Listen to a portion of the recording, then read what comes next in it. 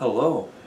We're getting close to Christmas, and the Advent season is coming to a close. And it's a great time to contemplate the birth of Christ. In fact, tomorrow the Advent season will change. This first part of the Advent season, you may have noticed, has focused more on the life of St. John the Baptist and on a preparation for the Lord's coming. But it hasn't been as clear that we're talking about the coming of the Lord in history. In fact, the beginning of Advent seems to develop more of the theme of the second coming of Christ to carry over from the feast day of Christ the King, where we ended the liturgical year. Now, we're entering into a different period of Advent, you could say the second half, or a time where the theme and the metric changes. If you come to daily Mass or you read the Mass readings and you follow along on Sunday, they become much more familiar, much more part of the Christmas story that we're used to. In these 8 days before Christmas, yes, it's only 8 days away, we also begin something very special in the life of the Church. They're called the Antiphons. And this may sound kind of weird, but they're actually much more familiar than you might think at first, because they form the basis of the lyrics of the song, O come, Emmanuel.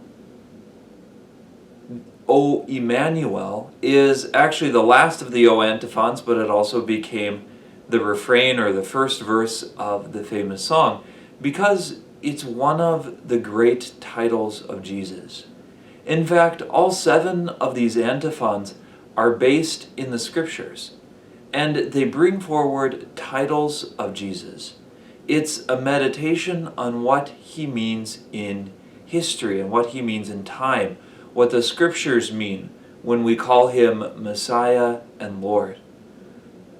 And it's our thought that by meditating upon these antiphons, it's a way of preparing ourselves and our hearts for the celebration of Christmas, for the coming of Christ. There are 7 of them, so I'm not sure, we might end up having to split it into a couple of videos just because of length, but we'll go through a few of them now.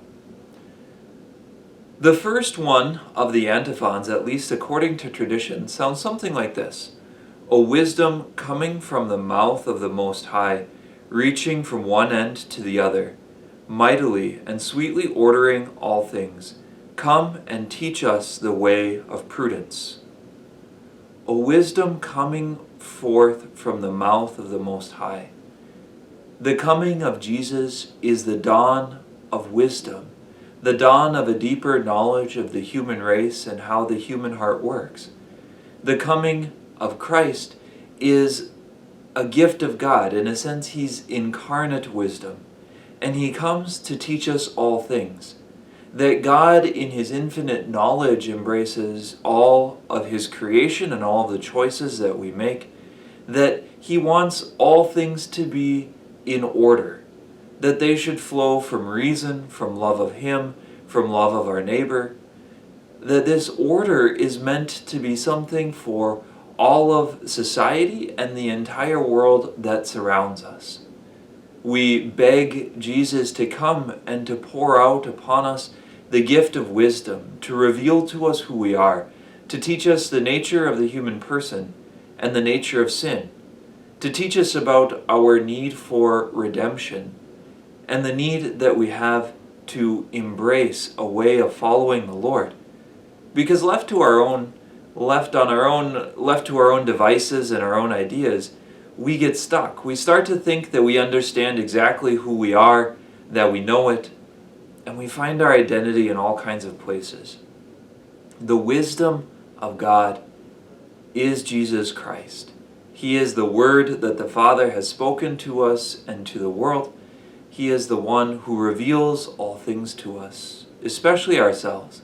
He shows us the deepest longing in our heart, the longing that meets the love of God in the incarnation of the Son on Christmas Day. In future videos, we'll link to them we'll continue to go through these antiphons and to provide a little meditation like this on each of them. God bless you, and Merry Christmas.